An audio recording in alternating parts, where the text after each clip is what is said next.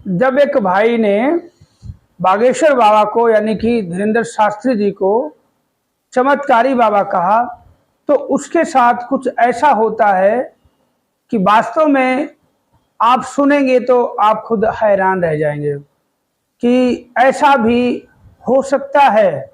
क्या ऐसा होना चाहिए था?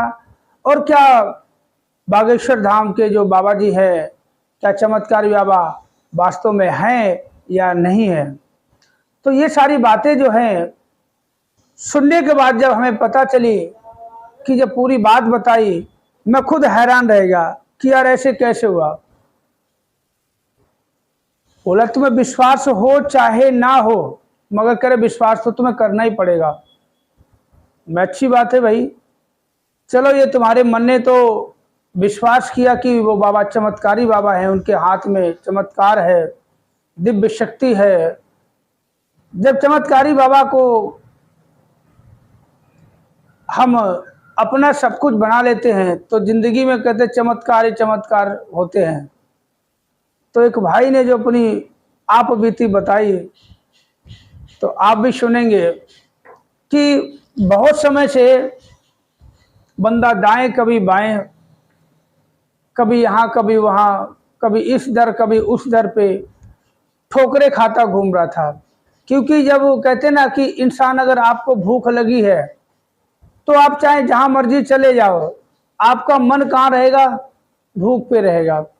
कितना अच्छा माहौल आपको मिल जाए, मगर आप तो सिर्फ भूख की तरफ दौड़ोगे कि आपका पेट भूखा है, आपको रोटी और सब्जी चाहिए। जब तक आपको रोटी सब्जी नहीं मिलेगी, चाहे आपको कुछ भी मिल जाए, आपकी भूख नहीं मिटेगी। कुछ भी खा लो, मगर एक रोटी और दाल सब्जी कुछ भी पेट में चली जाए तो आत्मा का सब कुछ तृप्त हो जाता है। तो वो बेचारे अपने सुख के खातिर, दिनचर्या के जो रोजमर्रे में उनके हालात खराब थे, उनकी खातिर वो दाएं बाएं भटक रहे थे।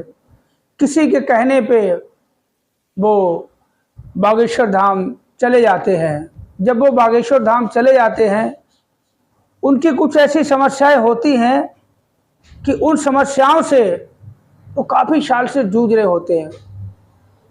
आपको क्या बताऊं, ना जाने उन्होंने क्या क्या जतन किए, मगर समस्या ज्यों की त्यों।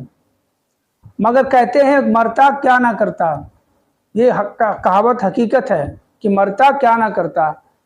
कि एक इंसान के दर्द हो रहा, दर्द से तड़प रहा है, एक ने बोला गोली खा लो वो भी खा लेगा, एक ने बोला कैप्सूल खा लो वो भी खा, एक और सिकाई कर लो वो भी कर लेगा, एक बोल दिया कुछ गर्म सिकाई करो वो भी, एक ठंडी सिकाई, मतलब जो बोलेगा वही कहावत। मरता क्या ना करता। भूखे इंसान को बोल दो भैया वहां पे लंगर और चला जाएगा, वहां पे चले जाओ, ये कुछ भी करेगा भूख मिटाने के लिए, तो बंदा चला जाता है। तो जाने के बाद क्या होता है, वास्तव में एक बार गया और 6 महीने में पूरे परिवार सहित 2 से 3 बार गया।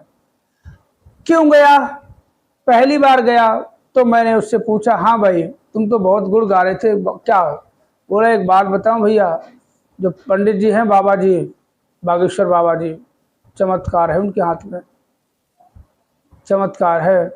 ये कोई कहते ना साधारण आदमी नहीं है। मैं भैया देखो, इंसान तो तुम भी साधारण नहीं हो, इंसान तो मैं भी साधारण नहीं हूँ।